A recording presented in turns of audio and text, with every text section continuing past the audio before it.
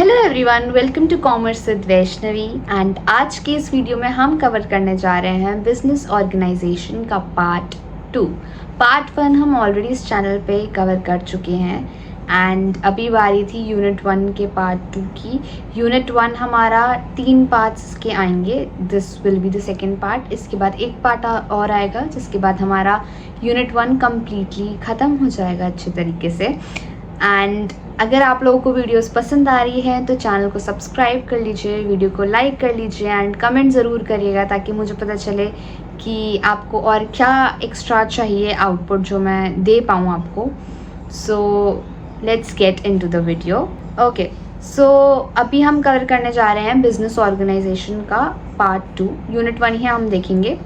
इसमें हम सबसे पहले क्या पढ़ेंगे, क्लासिफिकेशंस ऑफ बिजनेस एक्टिविटीज़। इसमें क्या है, business activities are the task and operations performed by a business to produce, buy और सेल और प्रोवाइड गुड्स और सर्विसेज फॉर अर्निंग प्रॉफिट। अब इसमें क्या है, हम सारी एक्टिविटीज़ कर रहे हैं वो कैसे करेंगे ताकि हम प्रोड्यूस कर पाएँ किसी भी चीज़ को, किसी चीज़ को खरीद पाएँ, बेच पाएँ, या फिर हम क्या कर पाएँ, गुड्स एंड सर्विसेज कर पाएँ ताकि हम क्या अर्न कर पाएँ। सबसे इम्पॉर्टेंट चीज़ है ये, प्रॉफिट अर्न कर पाएँ।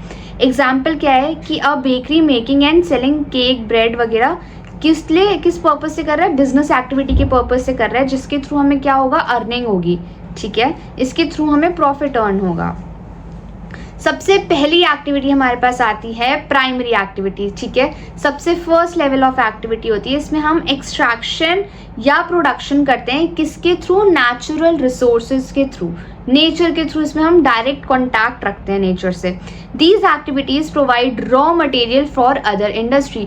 किसी भी इंडस्ट्री को स्टार्ट करने से पहले सबसे पहला जो काम होगा वो होगा प्राइमरी एक्टिविटीज़ का।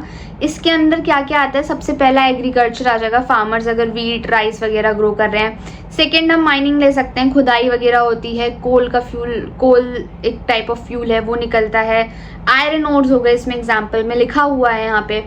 थर्ड हो गया फिशिंग। फिशिंग सबको पता ही होगा कि जो फिशरमैन होते हैं हमारे, वो सीज में जाके, रिवर्स में जाके फिशेस कैच करते हैं। फोर्थ हो गया फॉरेस्ट्री। इसमें क्या होता है, कटिंग टिम्बर फॉर फर्नीचर। हमारे जितने भी वुडन फर्नीचर्स वगैरह बनते हैं वो सब फॉरेस्ट के थ्रू ही बनते हैं। तो जिसमें भी हम डायरेक्ट कॉन्टैक्ट रखते हैं नेचर से, उसको हम बोलते हैं प्राइमरी एक्टिविटीज़। नाउ सेकेंड हमारे पास आता है सेकेंडरी एक्टिविटी। अब प्राइमरी एक्टिविटी में हमें रॉ मटेरियल ऑब्टेन हो गया, सेकेंडरी एक्टिविटी में उसी को हम आगे प्रोसेस करके हम आइटम्स बनाएंगे, गुड्स बनाएंगे उसके थ्रू। Secondary activity are business activities where raw material are converted into finished goods. हम जो चाहते थे उस रॉ मटेरियल से हमें फाइनल गुड मिल जाएगा उससे। जैसे हमने प्राइमरी एक्टिविटी में लकड़ी काटी थी, वुड कट करा था, और सेकेंडरी एक्टिविटी में हम उस वुड का फर्नीचर बना देंगे। ठीक है, these activities mainly include manufacturing and construction work. सबसे पहले इसमें आता है मैन्युफैक्चरिंग। इसमें क्या होगा, हम कोई भी चीज़ बना रहे होंगे। It is the process of production of goods in factories या प्लांट्स हो गया, जिसमें हम क्या करते हैं, रॉ मटेरियल को फिनिश प्रोडक्ट में बनाते हैं। एग्जाम्पल क्या ले रखा है इसमें हमने, a car company making cars from steel, rubber and glass. अब एक कार कंपनी में रॉ मटेरियल्स कलेक्ट करे, उसके बाद उन्होंने उस कार को बनाया।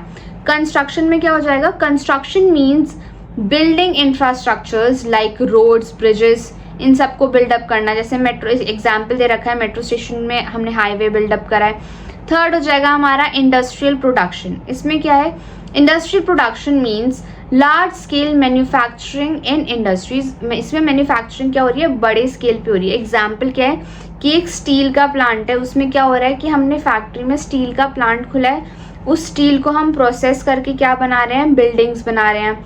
या केमिकल इंडस्ट्रीज हो गया, हम उसमें उसके केमिकल इंडस्ट्रीज हमने ओपन करी, उसमें हमने क्या बना रहे हैं, केमिकल्स का यूज़ करके या तो फर्टिलाइजर्स बना रहे हैं या फिर मेडिसिन बना रहे हैं हम। ठीक है, नेक्स्ट हमारे पास जो एक्टिविटी आती है वो टर्शियरी एक्टिविटी आती है। ये थर्ड कैटेगरी ऑफ एक्टिविटी। सबसे पहला प्राइमरी था, फिर सेकेंडरी था, अब है tertiary activity. Tertiary activities are service based activities that provide services instead of producing goods. अब टर्शियरी एक्टिविटी गुड्स प्रोड्यूस नहीं करती, यहाँ पे सर्विसेज हमें मिलती हैं। ठीक है, these activities help people and businesses in daily operations. जैसे एग्जाम्पल हो गया retails and wholesale. These activities involve buying and selling of goods, ठीक है। Retail means selling goods directly to consumers. Wholesale का रिटेलर्स कौन होते हैं? जो छोटे छोटे दुकानदार होते हैं जिनसे हम डायरेक्ट सामान लेने जाते हैं, उनको हम रिटेलर बोलते हैं। अब रिटेलर के पास भी तो कहीं से सामान आता होगा, जहाँ से वो सामान आता है उसको हम होलसेलर बोलते हैं। एग्जाम्पल क्या है? Grocery shop selling products to customers, उसको हम रिटेल बोलते हैं, इसका एग्जाम्पल हो गया। सेकेंड है हमारे पास transportation and logistics. These activities involve moving goods and people from one place to another। यहाँ पे कोई भी सामान या लोग एक जगह से दूसरी जगह जा रहे हैं। एग्जाम्पल क्या हो गया? रेलवेज। रेलवे में लोग या हम सामान भी ट्रांसपोर्ट कर सकते हैं, तो एक जगह से दूसरी जगह जाता है। यह हमें काइंड ऑफ सर्विस प्रोवाइड कर रहा है। थर्ड हो गया सर्विस सेक्टर में हमारे पास, टर्शियरी सेक्टर में health care. Health care includes medical services provided by hospital, clinics, doctors and pharmacies. इसमें एग्जाम्पल क्या है? डॉक्टर ट्रीट कर रहे हैं पेशेंट्स को हॉस्पिटल के अंदर। सेकेंड एग्जाम्पल इसमें हमने लिया है medical store selling medicine. Third example हमने इसमें लिया है ambulance services helping in emergencies. ये सब के सब हमें सर्विसेज प्रोवाइड कर रहे हैं, तो ये किसके अंदर आएगा? टर्शियरी सेक्टर के अंदर आएगा। लास्ट है हमारे पास एजुकेशन। अब एजुकेशन भी एक सॉर्ट ऑफ सर्विस है जो हम प्रोवाइड कर रहे हैं, ना कि गुड्स हैं, ठीक है। इसमें स्किल, नॉलेज, ट्रेनिंग हम एक सिंगल इंडिविजुअल से बहुत सारे लोगों में हम इम्प्लांट करते हैं, ठीक है। तो उसको हम एजुकेशन को भी हम टर्शियरी सेक्टर के अंदर इंक्लूड करेंगे। अब हमारे पास यहाँ ये बेसिक तीन तो सब नहीं पढ़े होंगे। फोर्थ हमारे पास आता है क्वाटर्नरी एक्टिविटीज। इसमें क्या होता है? They are knowledge based activities that focus on information technology research and professional services. अब इसमें 4 तरीके की सर्विसेज प्रोवाइड होती हैं, informative, technological, research and professional, ठीक है। These activities mainly involve intellectual work rather than physical labor। अब ये सेक्टर बेसिकली क्या करता है ना कि ये दिमाग से काम करता है, ना कि मैनुअल पार दिखाता है या लेबर ज़्यादा इंक्लूड करता है, ठीक है। जैसे पहला हो गया R&D, इसको हम रिसर्च एंड डेवलपमेंट बोलते हैं। इसमें हमारे साइंटिस्ट आ सकते हैं, PhD जो लोग करते हैं वो आ सकते हैं। इसमें scientist developing new medicine develop कर रहे हैं, किसके अंदर आएगा? क्वाटर्नरी एक्टिविटीज़ के अंदर आएगा। Car companies researching electric vehicles. अब इलेक्ट्रिक व्हीकल्स आने से पहले किसी ने उसके बारे में थॉट प्रोसेस आया होगा, सोचा होगा, तो वो सब का सब इस सेक्टर के अंदर होता है। सेकेंड हो गया हमारे पास IT कंपनीज। अब ये भी सॉफ्टवेयर डेवलपर्स हो गई या साइबर सिक्योरिटी कंपनीज हो गई या इंटरनेट सर्विसेज प्रोवाइड कर रहे हैं, ये सब किस में आएगा? क्वाटर्नरी एक्टिविटीज़ में आएगा। ये भी दिमाग से काम लेते हैं। IT sector, information technology. Third हो गया हमारे पास consulting. Consulting means providing expert advice to businesses और ऑर्गेनाइजेशन। अब कंसल्टिंग में क्या होता है कि अगर आपको प्रॉपर नॉलेज है किसी चीज़ की, तो आप अलग अलग टाइप के बिजनेसेस को या बड़ी बड़ी कंपनीज हो गई उनसे कंसल्ट करके उनको जो भी प्रॉब्लम होती है, जो भी इशू वो फेस कर रहे होते हैं अपने बिजनेस में, उसको हम अच्छे से कवर कर सकते हैं। जैसे फाइनेंशियल कंसल्टेंट्स होते हैं, ठीक है, वो फाइनेंस से रिलेटेड कंसल्ट करते हैं कि आपके प्रॉफिट्स डाउन क्यों हो रहे हैं, आपको क्या करना चाहिए कि आपके प्रॉफिट्स अप हो जाएंगे, ठीक है। फोर्थ हमारे पास आता है एजुकेशन एंड ट्रेनिंग। इसमें क्या होता है? This sector provides advanced knowledge and skill development. अब इसमें हायर क्लास को नॉलेज वगैरह मिलती है, जैसे इन universities conducting research programs, professional training institute, teaching, coding और मैनेजमेंट, सारी पढ़ाई से रिलेटेड चीज़ें इसके अंदर आ जाती हैं एजुकेशन के अंदर। नेक्स्ट जो हम पढ़ेंगे वो है क्विनरी एक्टिविटीज़। इसमें क्या होता है? They involve high level decision making या लीडरशिप, एडवांस सर्विसेज प्रोवाइड करते हैं। These activities are perform by top professionals. ये सारी एक्टिविटीज़ कौन परफॉर्म करता है? बड़े लेवल पे जो भी प्रोफेशनल्स होते हैं वो परफॉर्म करते हैं, या गवर्नमेंट ऑफिशियल परफॉर्म करते हैं, या जो सीनियर मैनेजमेंट के लोग होते हैं वो परफॉर्म करते हैं, ताकि वो किसी भी सोसाइटी को या किसी ऑर्गेनाइजेशन को अच्छे से गाइड कर पाएँ, ठीक है। सबसे पहला इसमें आता है हमारे पास government and public administration. These activities include policy making, governance and public services management। जैसे IAS ऑफिसर हो गया, वो क्या है? सारे डिपार्टमेंट्स को मैनेज कर रहे हैं, सोसाइटी को, सोसाइटी के बेटरमेंट के लिए वर्क कर रहा है। साइंटिफिक रिसर्च भी इसमें आएगा। अगर हम मेडिकल रिसर्चर्स डेवलपिंग वैक्सीन्स, अगर हम वैक्सीन्स वगैरह डेवलप कर रहे हैं, इसके अंदर आएगा। साइंटिस्ट रिसर्च कर रहे हैं किसी टेक्नोलॉजी के बारे में, वो भी उसके अंदर आएगा। थर्ड है हमारे पास top management roles. These are high level executives and managers who take important business decisions. इसमें जितने भी बड़े बड़े मैनेजर्स होते हैं वो एक कोई ना कोई बहुत इंपॉर्टेंट डिसीजन अपनी ऑर्गेनाइजेशन के लिए ले रहे होते हैं। एग्जाम्पल क्या हो गया, सीईओ हो गया, ठीक है। सीईओ क्या होता है, कंपनी का हेड होता है, वो कोई डिसीजन ले। बैंक का मैनेजर कोई डिसीजन ले, या डायरेक्टर्स कोई डिसीजन ले रहे हैं, ये सब इसी के अंदर आएंगे। फोर्थ हो गया हमारा एनपीओ, नॉन प्रॉफिट ऑर्गेनाइजेशन, जो सॉर्ट ऑफ बिजनेस चलाती है या कोई ऑर्गेनाइजेशन चलाती है but they do not aim for profits, उसको हम बोलते हैं एनपीओ। एग्जाम्पल्स क्या है, जैसे हम पुअर चिल्ड्रंस को एजुकेशन प्रोवाइड कर रहे हैं चिल्ड्रन को, और हम क्या कर सकते हैं, लाइक हम चैरिटेबल वर्क कर रहे हैं, फूड प्रोवाइड कर रहे हैं, ओल्ड एज होम हमने खोल रखे हैं ओल्ड पीपल्स के, सीनियर सिटीजन्स के लिए, ओल्ड पीपल के लिए, ठीक है। तो वो सारा का सारा क्विनरी एक्टिविटीज़ के अंडर आता है। फाइन। नेक्स्ट है हमारे पास बिजनेस ऑर्गेनाइजेशन की डेफिनेशन, जो कि हमारा चैप्टर का ही नाम है बिजनेस ऑर्गेनाइजेशन का। यहाँ से 15 नंबर का क्वेश्चन तो आई कैन गारंटी यू कि आएगा ही आएगा। 15 का नहीं आएगा तो 7.5 का तो ज़रूर आएगा। बिजनेस ऑर्गेनाइजेशन की डेफिनेशन, उसकी कैरेक्टरिस्टिक्स या उसके ड्रॉबैक्स, ये सब ज़रूर आता है एग्जाम में। तो इसकी डेफिनेशन क्या है, a business organisation is an entity form to carry out business activities for earning profit. Profit earn करने के लिए हम जो भी एक्टिविटी कर रहे हैं, गुड्स और सर्विसेज बाय सेल कर रहे हैं, प्रोड्यूस कर रहे हैं, ये क्या कंबाइन करता है, कैपिटल, मतलब जो भी हम इन्वेस्टमेंट बिजनेस में डाल रहे हैं, जो भी मनी हम बिजनेस के अंदर डाल रहे हैं उसको, लेबर को जो लोग काम कर रहे हैं, मैनेजमेंट को जो संभाल रहे हैं, उन सब के एफर्ट्स को कंबाइन करता है ये, ठीक है। इसका एग्जांपल दे रखा है हमने, a company like a bakery, clothing, कोई भी हमने कंपनी खोल रखी है, उसके अंदर हम गुड सर्विसेज बना रहे हैं, सेल कर रहे हैं, उसको किस एम से सेल कर रहे हैं कि हम प्रॉफिट अर्न कर पाएँ, वो सारा का सारा बिजनेस ऑर्गेनाइजेशन के अंडर ही आता है। इसमें कैरेक्टरिस्टिक्स क्या है बिजनेस ऑर्गेनाइजेशन की, सबसे पहला है economic activity. Business organisation performs activities related to production. अब ये इकोनॉमिक एक्टिविटी है क्योंकि ये इकोनॉमी से रिलेटेड है, ये एक्टिविटी हमारे सर्वाइवल के लिए नीडेड है, हमारी हमारी कंट्री के अंदर परफॉर्म हो रही है, तो it is a sort of economic activity. तो सबसे पहले यहाँ पे सेल या purchase of goods and services हो रही है, ठीक है, प्रोडक्शन हो रहा है गुड्स एंड सर्विसेज का। A furniture shop selling tables and chair, यहाँ पे सेल हो रहे हैं गुड्स, ठीक है।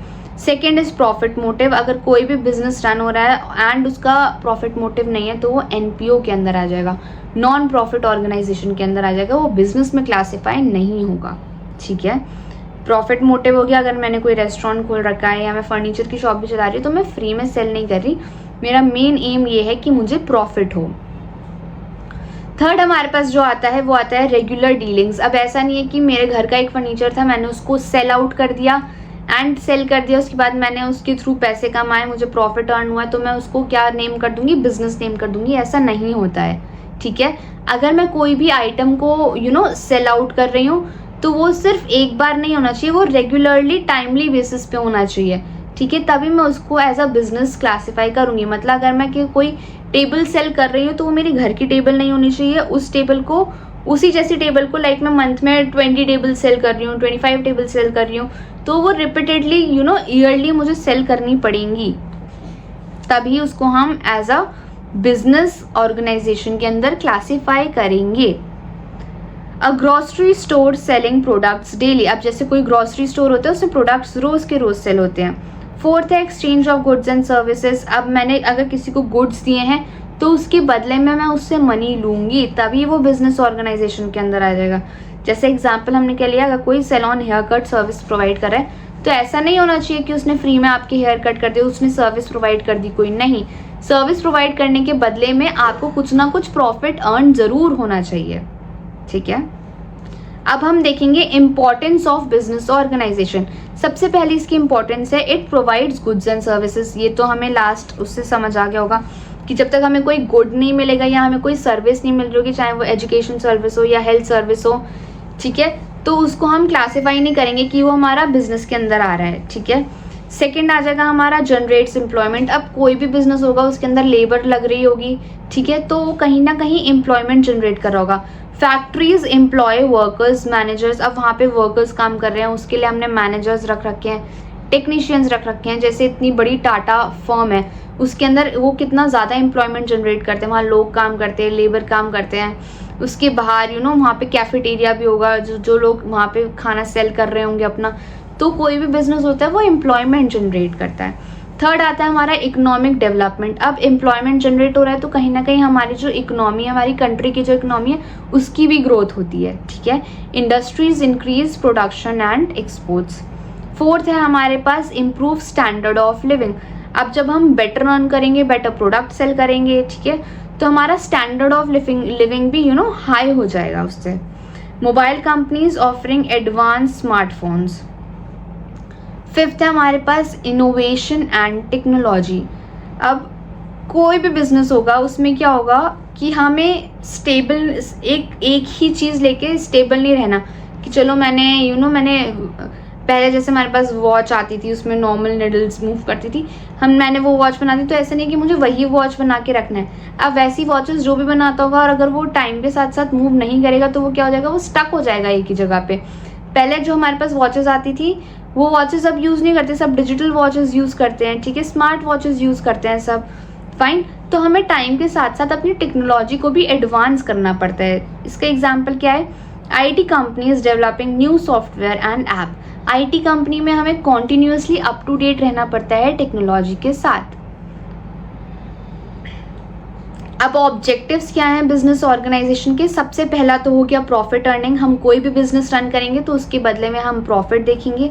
सेकंड हो गया कस्टमर सेटिस्फैक्शन। अगर हम गुड्स एंड सर्विसेज प्रोवाइड कर रहे हैं किसी को भी तो उसके बदले में हमें कोई सेटिस्फैक्शन मिलना चाहिए उस गुड से। Example, a hotel providing excellent customer service. Third हो गया हमारे पास ग्रोथ एंड एक्सपेंशन। अब ऐसा नहीं होना चाहिए कि बिजनेस एक ही जगह रुक गया। हम क्या करेंगे, अगर वो बिजनेस हमारा चल रहा है तो हम उसको एक्सपैंड करेंगे, उसकी एक्टिविटीज़ को एक्सपैंड करेंगे, मार्केट में शेयर बनाएंगे अपना अच्छा। अब brand opening new branches in different cities. अब मैंने एक जगह सैलून खोला था, वो मेरा सैलून वर्क कर गया, तो अब मैं अलग अलग सिटीज़ में भी वो सैलून खोलूँगी। फोर्थ हो गया सोशल रिस्पॉन्सिबिलिटी। अब मैं सोसाइटी की हेल्प से, सोसाइटी की स्पेस लेके, सोसाइटी को थोड़ा बहुत कहीं ना कहीं हार्म तो होता ही है, वो करके अगर मैं अपना बिजनेस चला रही हूँ तो कहीं ना कहीं मैं लायबल हूँ कि मैं सोसाइटी को भी कुछ गिव करूँ, कुछ दूँ उनको। To work for society and welfare. Companies planting trees and reducing, इसमें CSR आ जाएगा, सोशल कॉर्पोरेट सोशल रिस्पॉन्सिबिलिटी, जो कोई भी वो सारी बड़ी बड़ी कंपनीज करती हैं, ठीक है। एम्प्लॉय वेलफेयर हो गया। अब एम्प्लॉय हमारे यहाँ काम करते हैं, मुझे ऐसा नहीं करना कि मैं उनको उनको पूरा डीमोटिवेट करके उनसे उनसे मैक्सिमम आउटपुट ले पाऊँ, ऐसा भी नहीं करना मुझे। उसके बदले में इन रिटर्न उनको कुछ ना कुछ देना है। लाइक मैं वर्कर्स से या एम्प्लॉय से काम करा रही हूँ, उसके बदले में उनको अच्छी सैलरी दूँ, उनके वर्किंग कंडीशंस अच्छी दूँ, उनको अगर कहीं घूमने जाना, उनको लीव चाहिए तो उनको प्रॉपर लीव्स मिल पाएँ, बोनसेस मिले टाइम पे। Companies giving bonuses and health benefits to workers. साल में एक बार हम उनका फ्री हेल्थ चेकअप करवा सकते हैं, फाइन। सो आई होप आपको समझ आ गया होगा। यहाँ पे हमारी यूनिट 1 पूरी खत्म नहीं होती, बट हमने मैक्सिमम पार्ट्स कवर कर लिए हैं। नेक्स्ट जो वीडियो आएगी हमारी, उसमें हम यूनिट 1 पूरी कवर कर लेंगे। सो आई होप आपको समझ आया होगा। अगर नहीं समझ आया तो आप मुझसे कोई भी क्वेश्चन कमेंट करके पूछ सकते हैं। एंड आप लोगों को अगर ये पसंद आया तो आप अपने फ्रेंड्स ग्रुप में भी इसको शेयर कर सकते हैं। So thank you so much for watching, bye.